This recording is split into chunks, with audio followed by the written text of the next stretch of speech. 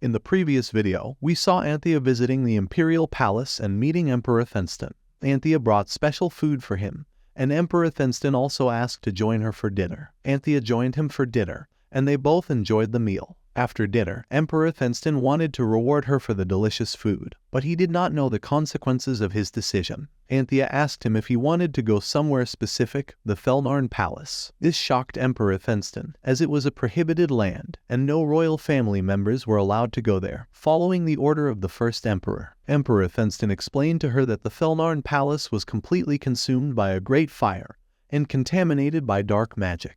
However, Anthea had her reasons to visit the Felnarn Palace because she had a nightmare about that place, and the mystery behind the woman who was also there. The screams, the scorching blaze of fire, a space splendidly decorated with jewels, and the lithography were still a mystery to her. She hoped to find some clues to break the Blake curse, which is why she was desperate to go to the Felnarn Palace. Emperor Thenston said he would not allow her to go to the Felnarn Palace because it was a very dangerous place. No father would allow his daughter to go to such a perilous location. However, Anthea was very insistent on going, and seeing her determination, Emperor Thenston allowed her to go to the Felnarn Palace, but only once. Anthea was very happy to hear this and thanked him. After that night, Unhan was on the roof of the Imperial Palace and upset about getting caught by the Crown Prince while keeping an eye on Anthea as a cat. He went into Emperor Thenston's room, where the Emperor was waiting for him. Emperor Thenston asked him for a favor to protect his daughter. Unhan was shocked because it was the first time Emperor Thenston had asked him for a favor. He gladly accepted and said he would also protect the Crown Princess if not ordered to do so. On the next day, Anthea was ready to go. But first, she lied to Blake, saying she was going to visit His Majesty and would be late returning. Blake, without a doubt, told her to take as much time as she needed, making herself feel guilty, leading her to talk more. After that, she went to the Imperial Palace and headed to her office in a secret room where Emperor Thenston and Unhan were waiting for her. It was the first time Anthea met Unhan, but Unhan knew the secret of how he oftenly visited Anthea when he transformed into a cat.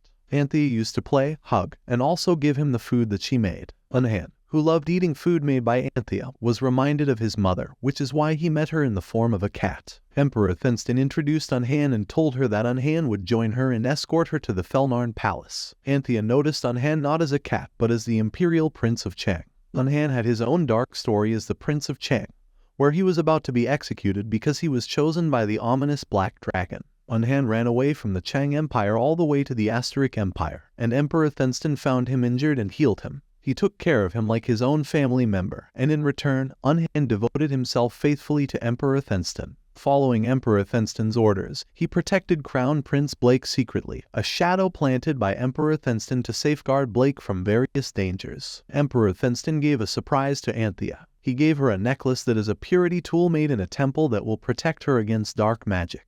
Looking at Emperor Thenston's worried face, Anthea and Unhan cheered him by saying His Majesty's face is a national treasure, which made him laugh and smile again. Then Blake and Anthea are both ready to go. Unhan blushed and hesitated a bit to say to her that he needed to hold his hand for him to use teleportation magic. Anthea then held his hand, and Unhan told her to close his eyes and relax. And then Unhan used the teleportation magic, and in an instant, they reached the Felnarn Palace. When they saw the Felnarn Palace for the first time, they were shocked because it was completely destroyed and desolate, and the surrounding was totally contaminated by dark magic. It had only been a few minutes since they came, but seeing the surroundings of this place made it feel very dangerous. Unhan told the Crown Princess to let's return to the palace. The farther they went, the stronger the dark magic became, but Anthea said she wanted to look around more. While looking for a while, Anthea noticed a stone slab that was twice bigger than them. The text was written in the ancient language, Rauman, and Anthea read it because she is a master of language. They know about the past, what happens there according to the stone slab. Anthea doubted the text because it felt like it was made to criticize Lakshal and Raum, and they came to the conclusion that Emperor Philip was the one who placed this stone slab by himself. When Anthea touched the stone slab, the necklace she was wearing suddenly glowed, and she saw the glimmer of the past of that woman who was near to this stone slab and telling Emperor Philip if he had gone mad, where Emperor Philip scolded her and told her to watch his words. And Unhan woke up Anthea from his glimmer. Anthea said she just felt dizzy. Unhan told her that this was happening because of dark magic and told her to return. But Anthea kept insisting on going farther. Unhan was going to say something, but he suddenly noticed danger coming towards them. Without wasting time, he suddenly carried Anthea in his arms, apologized to her for his sudden action, and started running. Anthea was also shocked by Unhan's sudden reactions, and they saw they were surrounded by a bunch of demons. Unhan ran at full speed, but he could not run faster because he carried Anthea in his arms, where a sprout-like monster chasing them. Doesn't it look like a sprout monster that Blake imagines when he eats sprout food for the first time? Anthea told him to let go because it was very difficult for both of them to get away from the demon. But Unhan never gave up and told her to hold him tight, because he is going into the Fenlarn Palace. When he enters the palace, it has a narrow passage and is dark too. Because the passage was narrow, the demons kept bumping into each other and they were still chasing them. Unhan was shocked by seeing how the demons are keeping chasing them. But their hope is lost when they see a dead end and there is no other chance now to survive now. Unhan put her down and pulled out his sword ready to fight with demons. The demons started roaring and charging to attack them. Their size is twice or third of them. Demon is coming at them at full speed, but the demon ignores Anthea and Unhan.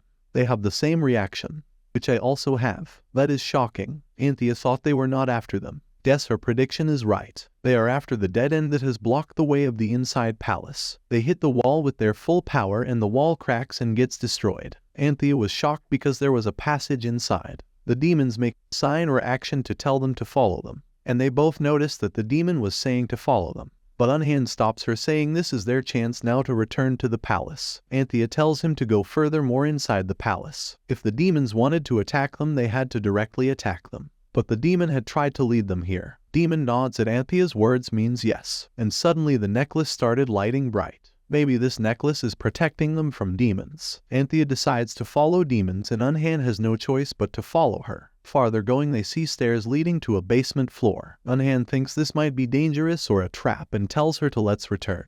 But again Anthea insisted on going because she wants to find some clues to break the Blake curse. On the other side, Unhan just wants her to be safe and not to put her in danger. Anthea bows down to him, asking that she wants to go more farther. Unhan stops her from doing this and agrees with her. She thanks him, but Unhan also puts a condition that if he feels any danger present there he will escort her immediately to the palace, and Anthea agrees with him. Then they go to the basement. They are surprised because it has a large space compared to the previous passage. Thanks to the demon they can easily see the surroundings because the demon's mouth has a flashlight in it. I think this type of demon brushes their teeth 10 times. And finally, they reach the big golden gate, which was very huge in size. Unhan stops Anthea and goes to inspect the golden door. Unhan finds out the door is locked by the magic which seals the door. Anthea asked him how to break the seal, but Unhan says the door will be unsealed by the caster only. After hearing this, Anthea gets upset. All their hard work and effort will get wasted. She only thinking about Blake. His curse condition is getting more severe day by day,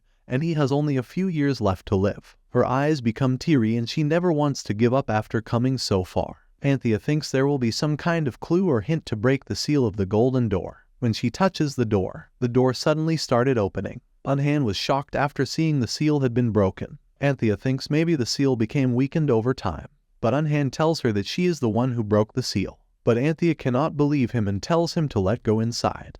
Anthea was shocked looking inside the room, which was unharmed by the scorching flame. A space splendidly decorated with jewels and lithography. This room was the same as Anthea had imagined in his nightmares. Unhan told Anthea to look over there. There were multiple stone slabs quite similar to the ones they had found earlier. Anthea was excited to read the stone slab to find a clue to break the Blake curse. Anthea started reading the stone slab. This is the story about the Zelkon Empire, October 505.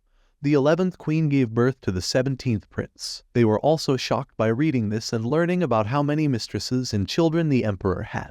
She started reading further on. In June 508, Prince Lakshal was recognized as the crown prince. He was the one who put Fenlarn Palace on fire.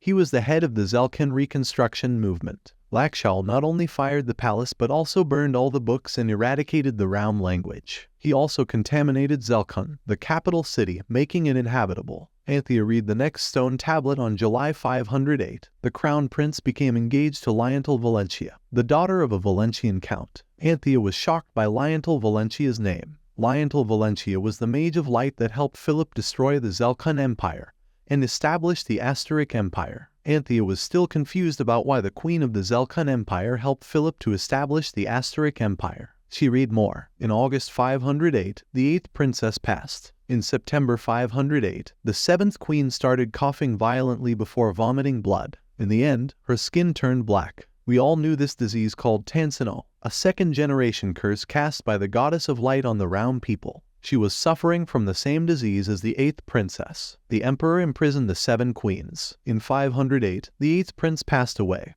In 508, the fourth prince passed away. In 508, the 11th prince passed away. The seventh queen's face became unsightly, and her body became covered with black spots, hiding the beauty of life. Anthea came to the conclusion that Tansinol started spreading in mid-508. But Unhan thought that Tansinol was an illness that broke out after the fall of the Zelkon Empire. Further reading. Afterward, countless princesses, queens, and princes continued to lose their lives. A new year began, but the spread of the infectious disease only grew worse. Even the New Year ball was not held. The one-stone slab was just filled with the news of death, and amidst the sea of death, in 510, the year the Zelkon Empire was supposed to fall, was looming and approaching. On February 510, the crown prince Lakshal passed, which shocked Anthea, and Unhan asked if this had happened before the fall of the Zelkon Empire. Anthea said yes. Then who led the Zelkon reconstruction movement, or did someone impersonate the crown prince? On April 510, the Zelkon Emperor passed. Anthea thought both the crown prince and emperor died. The story of Philip and Lionel Valentia destroying the Zelkon Empire after it had succumbed to the power of the light and established the Zelkon Empire amidst the acclamation of the subject was a lie. Zelkon's empire had already fallen. On May 510, Philip of the late emperor's royal bloodline appeared. As he blessed his subjects with the power he received from the goddess of light, the dark spots disappeared and the fever was broken. When the plague disappeared, all the people bowed down at his feet. On June 510, Philip ascended the emperor's throne, totally confused because it was completely different from the Asterisk history book. All Emperor Philip had to do was fill the empty throne left behind when the emperor and his family had all died from the plague, and even that was passed down to him as the son of the Zelkon Emperor. The Zelkon Empire didn't collapse, it just had a new name. The stories about the reconstruction movement were all lies. Unhan said when a nation is established, the founder will inevitably embellish the story of how they came to power. But it is a bit strange that this one is a lie from start to finish. Anthea said this is the last stone step, the last record left behind before the palace went up in flames. On October 513, the emperor bestowed upon Lionel Valentia, chosen by the goddess of light, the title of queen. That means Philip married Lionel Valentia, the former fiancé of Crown Prince Lakshal, which Anthea cannot believe. Philip erected a large stone slab, making it seem like Lakshal was behind everything. However, the Zelkon reconstruction movement never existed, and Lakshal, the alleged ringleader of all the tragedies, had already died. Anthea said all the historical records are lies, and maybe there is some other clue. She was very disappointed because there was no single clue about the curse. Why did she have those memories about the past? And why did the demon help her to come to this place? And suddenly, the necklace's light mana crystals broke. It's by the dark magic around them. Unhan quickly told her to close his eyes and relax, and teleport them to the imperial palace as quickly as possible. When Anthea opened his eyes, she found her father beside her and apologized to him. Her father asked her what the matter was. She told him the necklace he had given her had broken.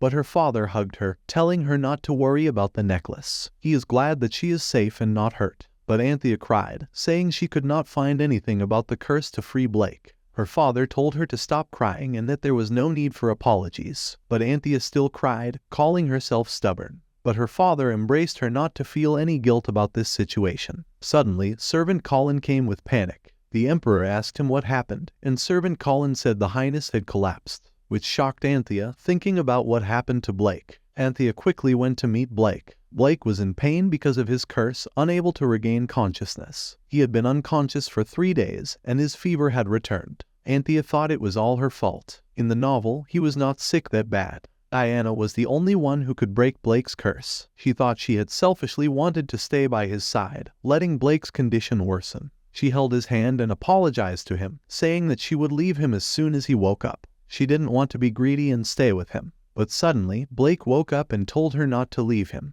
Anthea said she wasn't going to leave him. Blake told her to promise him, but suddenly he lost consciousness. More days had passed, but he did not regain consciousness. It was the first time in 3 years that his condition had gotten worse. Maid Melissa told Servant Han that the highness had not woken up for straight 4 days, which shocked Han. While Anthea always stayed beside Blake, holding his hand, his condition still did not improve. He was still in tremendous pain. All Anthea thought was that if she were Diana, Blake would not have to suffer like this. She called his name and apologized to him all the time. Suddenly, Emperor Thenston came, which shocked Anthea. It was the first time he had ever visited his own son. Emperor Thenston offered his condolences to Anthea. He went straight to Blake, crossed his face, and apologized to him for being too late. But Anthea told him that it was not too late, it had just started now. Emperor Thenston was very confused by her words. She told him to stay with the Highness for a long time and never believe in dark magic that put curses from one body to another. He gently held Anthea's hand, saying that now he had 2 children to look after, and she could trust him not to fall for tricks like dark magic.